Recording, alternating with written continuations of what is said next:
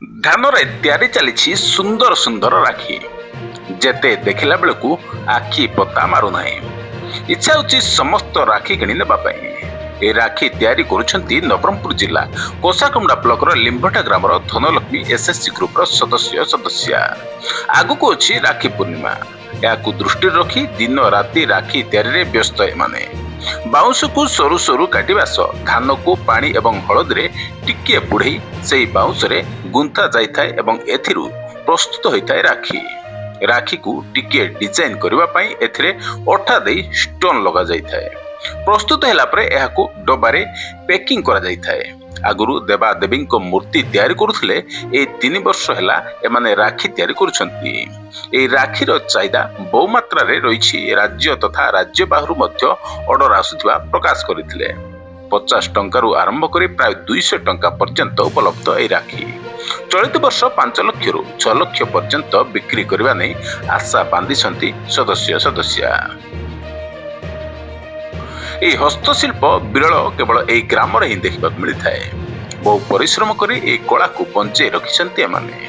ଖାଲି ଯେ ବଞ୍ଚେଇବା ପାଇଁ ପ୍ରୟାସ ନୁହେଁ, ଯାହା ଏମାନେ କହିବା କଥା, ଏହି ହସ୍ତଶିଳ୍ପ ସେମାନଙ୍କୁ ନୂତନ ପରିଚୟ ଦେବା ସହ ଅନ୍ୟ ଘରେ ମୂଳ ନ ଲାଗି ନିଜେ ବେଶ ଭଲ ପଇସା ରୋଜଗାର କରି ଖୁସିରେ ରହୁଛନ୍ତି।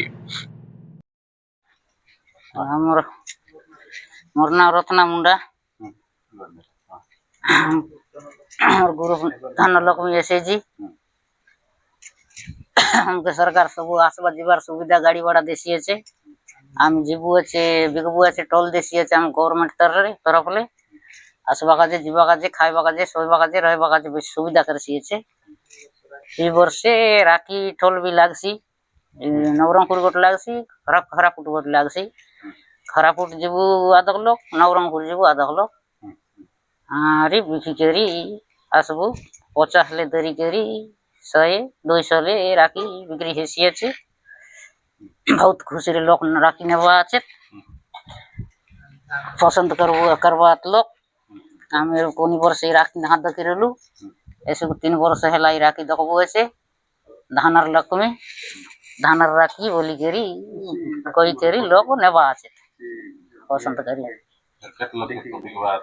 आमी ई वर्षे गोटे 5 लाख पर बिकू बोलते हमर आशा अच्छे। हाँ।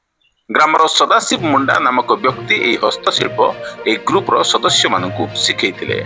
ସମସ୍ତଙ୍କୁ ଏହି ଶିକ୍ଷା ଦେଇ ଆତ୍ମତୃପ୍ତି ମିଳୁଥିବା ପ୍ରକାଶ କରିଥିଲେ ଶ୍ରୀ ମୁଣ୍ଡା।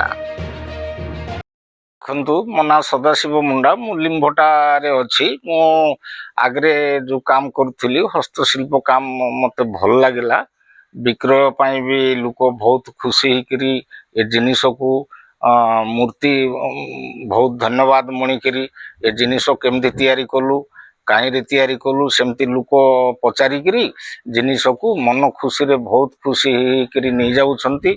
ମୁଁ ସବୁ ଜାଗାରେ ଯାଉଛି, ଏବେ ବି ଯାଉଛି, ମୋ ପୁଅମାନେ ଯାଉଛନ୍ତି, ବୋହୂମାନେ ଯାଉଛନ୍ତି, ଭଲ ବିକ୍ରୟ ହେଉଛି।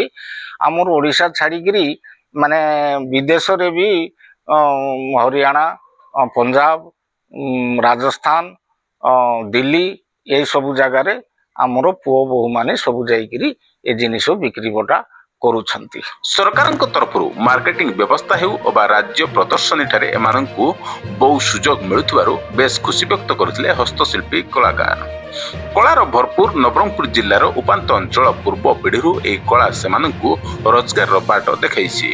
ଧନଲକ୍ଷ୍ମୀ ସ୍ୱୟଂ ସହାୟକ ଗୋଷ୍ଠୀଙ୍କୁ ଆର୍ଥିକ ଭାବେ ସ୍ୱାବଲମ୍ବୀ ହେବାର ସାହାଯ୍ୟ କରୁଛି ଏହି ରାକ୍ଷୀ। ଏହା ଏକ ସୃଜନଶୀଳ ଏବଂ ପରିବେଶ ଅନୁକୂଳ ମଧ୍ୟ। ପ୍ଲାଷ୍ଟିକ ବଦଳରେ ପ୍ରାକୃତିକ ଧାନ ବ୍ୟବହାର ନିହାତି ଭାବରେ ଏକ ହୃଦୟସ୍ପର୍ଶୀ ଉଦ୍ୟମ।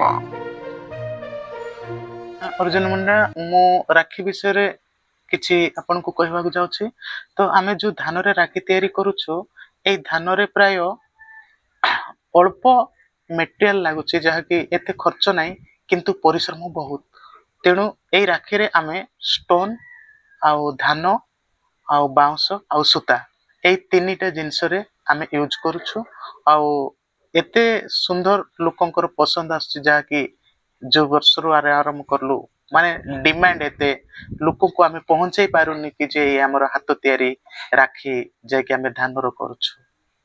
आउ एई राखीटा को आमे एई वर्ष बहुत रु बहुत डिजाइन କରିଛୁ ମାନେ କିଛି ନହେଲେ ମଧ୍ୟ 70-80 ଡିଜାଇନ ହବ ଏଇ ବର୍ଷ ସମସ୍ତଙ୍କର ମନ ପସନ୍ଦରେ ଆପଣ ଆସିପାରିବେ କିଣିପାରିବେ ଆଉ ଭାଇ ଭଉଣୀଙ୍କର ଯୋଉ ପ୍ରେମ ଯୋଉ ଏଇ ରାକ୍ଷୀରେ ହବ ସମସ୍ତଙ୍କର ପ୍ରେମକୁ ନିଜ ନିଜ ମଧ୍ୟରେ ଉପଭୋଗ କରି ନିଅନ୍ତୁ ଆଉ ମୋର ଏତିକି ଆଶା ଭରସା ଯେ ଆମ ରାକ୍ଷୀ ବହୁତ ଏଇ ବର୍ଷ ଭଲରେ ହବ ଆଉ ସମସ୍ତଙ୍କୁ ପସନ୍ଦ ଆସିବ ବୋଲି ମୋର ଆଶା